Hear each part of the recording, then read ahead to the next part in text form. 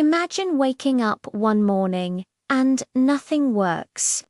No lights, no internet, no running water. Your phone is dead, the ATMs are offline, and traffic lights are all dark. This isn't the plot of a disaster movie. It's a potential reality we face because of a threat known as Cyberterrorism.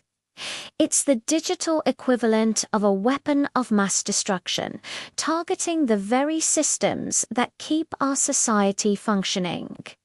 So, what exactly is cyberterrorism? It's the use of computer technology to cause widespread disruption or fear for political or ideological reasons. Think of it as hackers with a much more sinister goal than just stealing data. Their targets aren't individuals, they're entire cities, even nations. They aim for what we call critical infrastructure. This includes the power grid that lights our homes, the water treatment plants that provide clean water, the transportation systems that move people and goods, and the financial networks that handle our money. Let's break down how this could happen. Our critical infrastructure is becoming increasingly connected to the internet. This is great for efficiency. Engineers can monitor a power plant from miles away, and water systems can be adjusted automatically. But this connectivity also creates vulnerabilities.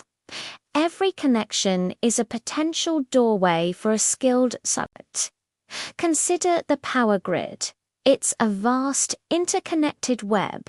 A coordinated attack could exploit a vulnerability in a small, local utility company.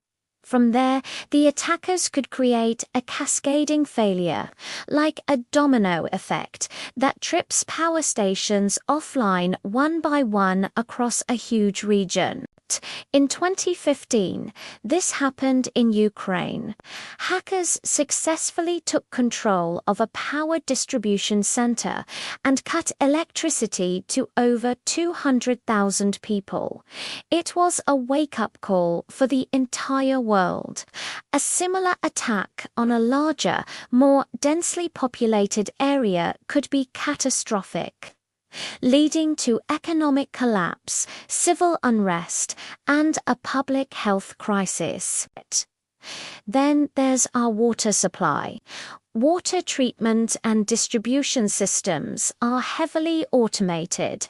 A cyber terrorist could breach these systems and do a number of terrifying things. They could shut down the pumps, causing a water shortage. Or worse, they could alter the chemical treatment processes, potentially releasing contaminated water to the public. Earlier this year, a hacker tried to do just that at a water treatment facility in Florida, attempting to increase the level of a certain chemical to dangerous levels.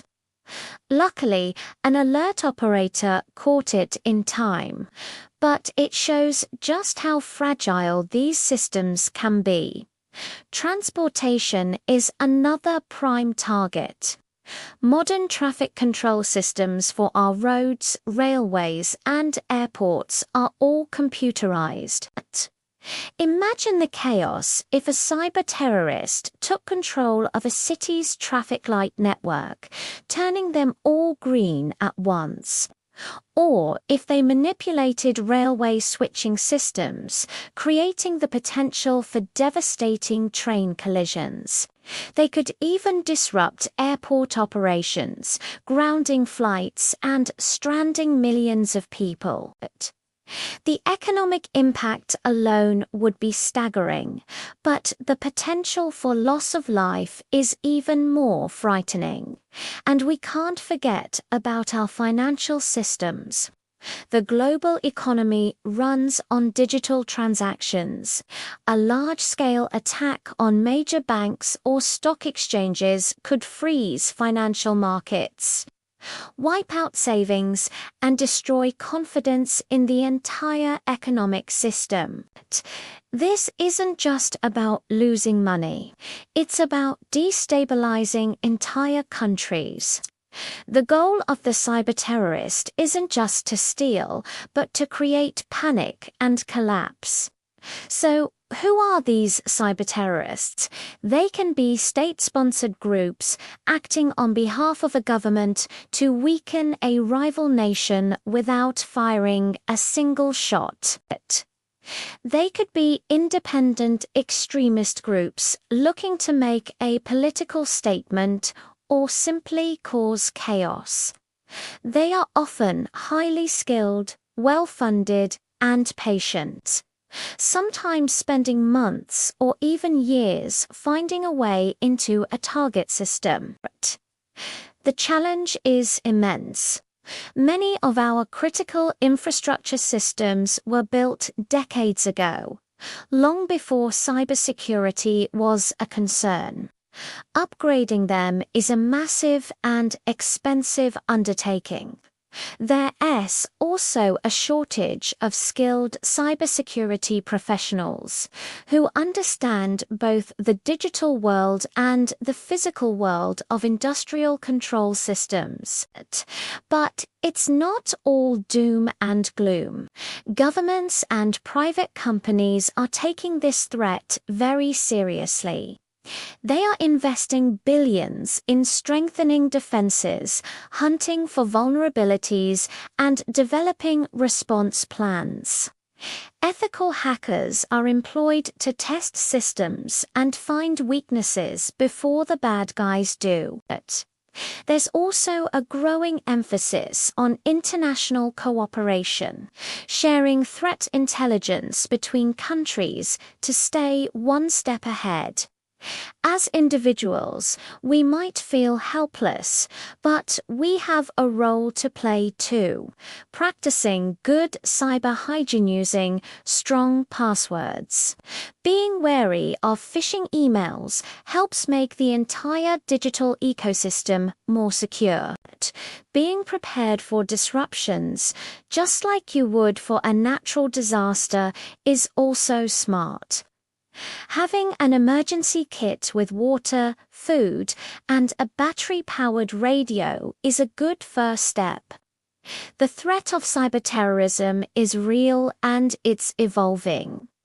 It's a silent war being fought in the digital realm, but with potentially devastating real-world consequences.